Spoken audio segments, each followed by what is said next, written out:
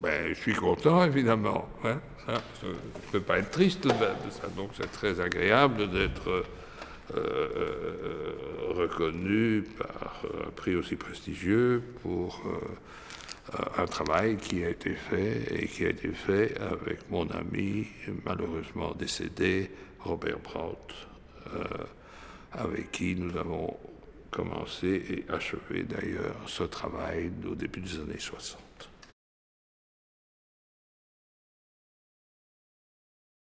Ben, j'étais ingénieur puis physicien et j'ai fait là-bas ce qu'on appelait Research Associate, c'est-à-dire, là-bas je veux dire à l'université de Cornell aux États-Unis.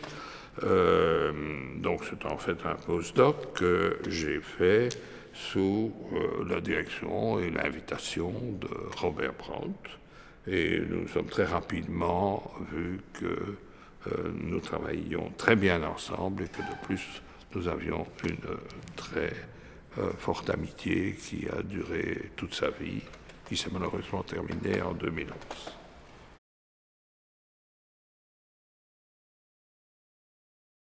Nous avions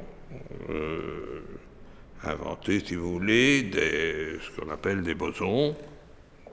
des bosons qui se condensent, et c'est cette condensation qui donnait de la masse aux particules et permettait d'obtenir une théorie des forces à toute petite distance, c'est-à-dire au niveau intranucléaire, ce qui était quelque chose qui à l'époque paraissait lever des difficultés insurmontables. Et ce travail a été la pierre angulaire du modèle standard qui s'est développé depuis ce moment jusqu'au milieu des années 70, 70, et qui en fait représente la totalité de nos connaissances actuelles en ce qui concerne le monde des particules élémentaires. Et bon, c'est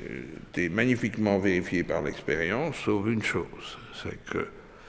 la pierre de base, la pierre angulaire de la théorie sur laquelle reposaient les choses, qui était ce condensat, ne pouvait être mis en évidence que par la détection du boson fondamental que nous avions introduit, et ça, c'est la magnifique expérience du CERN qui l'a fait. Alors, donc, ce que la théorie fait par rapport à la structure de notre compréhension moderne, c'est d'abord que tout le monde, depuis jusqu'à l'énergie qui a été testée au CERN, disons, de l'ordre de 100 000 fois la masse du proton, tout cela, à quelques exceptions près que je ne développe pas ici, est comprise, mais ça laisse évidemment des tas de choses à faire dans la suite, et qui sont reliées ou non reliées, ça dépend à ce problème-là, qui sont d'une part le problème de la matière noire, on ne comprend pas en cosmologie, et d'autre part l'énergie noire qui, elle, risque de faire appel à ce qui est le défi le plus important de la physique actuellement, à mon avis, la quantification de la relativité générale. Je voudrais ajouter qu'il y a aussi des conséquences cosmologiques, on peut se l'imaginer, parce que de la manière dont la théorie est formulée, il est difficile de penser que dans un univers chaud, comme la théorie de la cosmologie le dit maintenant, qu'une température, disons, de l'ordre de 10 millions de milliards de degrés,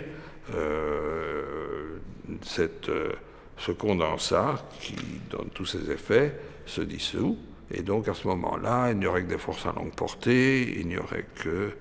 de particules sans masse, et ça a une influence